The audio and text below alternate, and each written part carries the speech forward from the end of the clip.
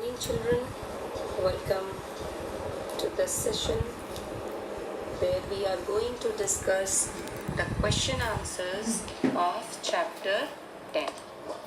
In my previous session, we discussed about ABC part, the correct option, then your fill in the blanks, and true and false. But now, today, we are going to discuss the D part, answer the following questions in brief. So let's start. Are you ready, children? Okay. First question.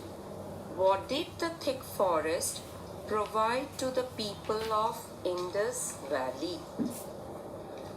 Now, for this, you have to come to page number 88.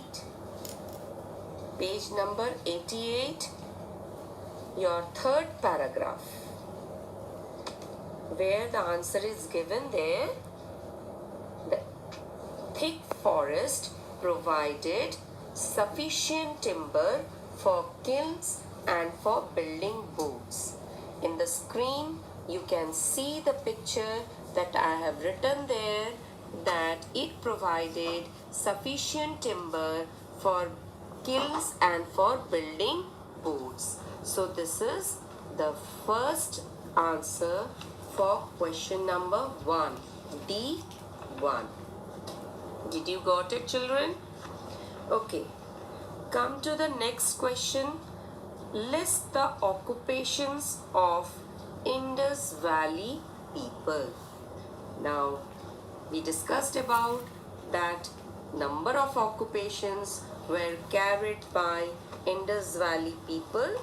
So come to page number 87. Page number 87. So the answer is there in your paragraph, occupation. You can see in the screen the main occupations of the people of Indus Valley civilization were farming, weaving, pottery making, toy making, metalwork, and trading. So this is the second answer for D2 question. So is it clear, children? Now the next one is, what type of climate did the Indus Valley have? Yes, in my discussion when I was teaching you about occupations, artistic skills, there I discussed that what type of climate Indus Valley people have. So you will get this answer in page number 88. Indus Valley people had moist climate. Did you got it? This is answer number 3. Indus Valley had moist climate, and due to this moist climate, the forest was very thick, and so it provided sufficient timber for making boats and for making kilns. So this is answer 3 for question number D3. Is it clear, children? Now the next question is, how was the dress of men of Indus Valley different from that of women? Children, before answering the question, you should be clear about what is asking you. Here it is asking you the dress of men of Indus Valley. That means you have to write how the people were dressed up, particularly men, and you have to give the answer keeping in mind the answer of woman. That means that while giving this answer, you have to compare it with woman. That what does the men wear and what does the woman wear. So let's come to the answer. You will get this answer in page number 90. The men dressed up in a long cloth. They used to cover themselves, tied like a dhoti. Even nowadays also you will see that most people wear dhoti. So the men wear dhoti and the women wear a long lehenga with a shawl. That means they used to cover their body. So this is the difference between the dressing style of men and women.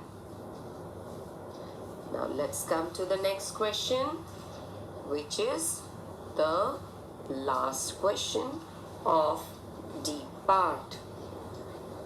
Why did the early civilizations develop on the river banks? When I was discussing this lesson at the beginning of this chapter, where we discussed about the Indus Valley civilization, where I came to the point that why this civilization emerged on river banks. What was the reason behind it? It would have emerged anywhere. It would have developed anywhere. But why this near to river banks? So let's come to the point. It is there in your book also, but I have given you in points which you can note down. So here is the answer. First, you will write like this.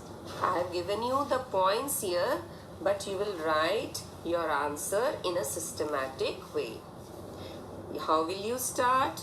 You will start like this, that civilization emerged near the river banks because of first point, need of water. Got it, children? Second, fertile soil. And this fertile soil helped the people to get clay, out of which they used to make bricks for building houses. Fourth point is providing opportunities. Means chances were also there for fishing. That means due to this river banks, the people got the opportunity to carry the occupation of fishing. Along with that, they also got transport. Along with fishing, they also got transport. And trade was also carried out.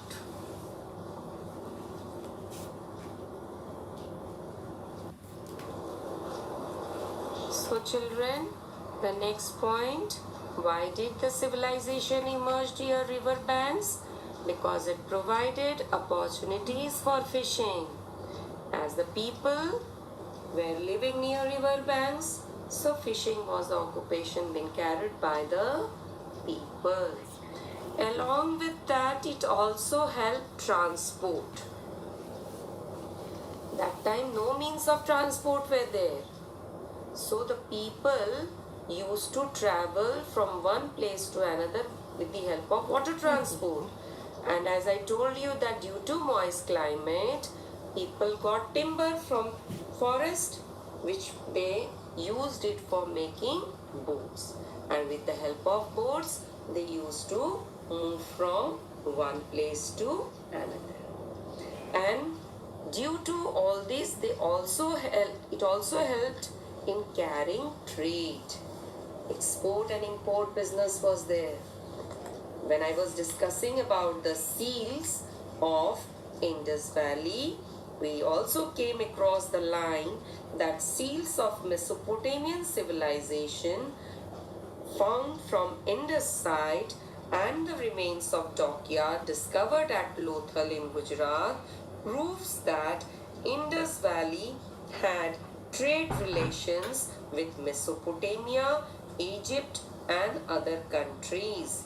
So you can come across page number 88 where you will see that the people also carried trade from one country to another. And which were those countries? Egypt, Mesopotamia, which is modern Iraq today, and also other countries were there. Now the last point was moderate climate. What do you mean by moderate climate? Neither too hot nor too cold. Moderate means neither too hot nor too cold. So this was also one of the factors which led to the emergence of civilization near river banks. So I think you all have got the point that why did civilization emerge near river banks? There are 5 points and I have given the points in very brief. This question is also very important for you. Okay, first is need of water, second is fertile soil, third is clay to make bricks for building houses, next is providing opportunities for fishing, transport and trade, and the last one is moderate climate.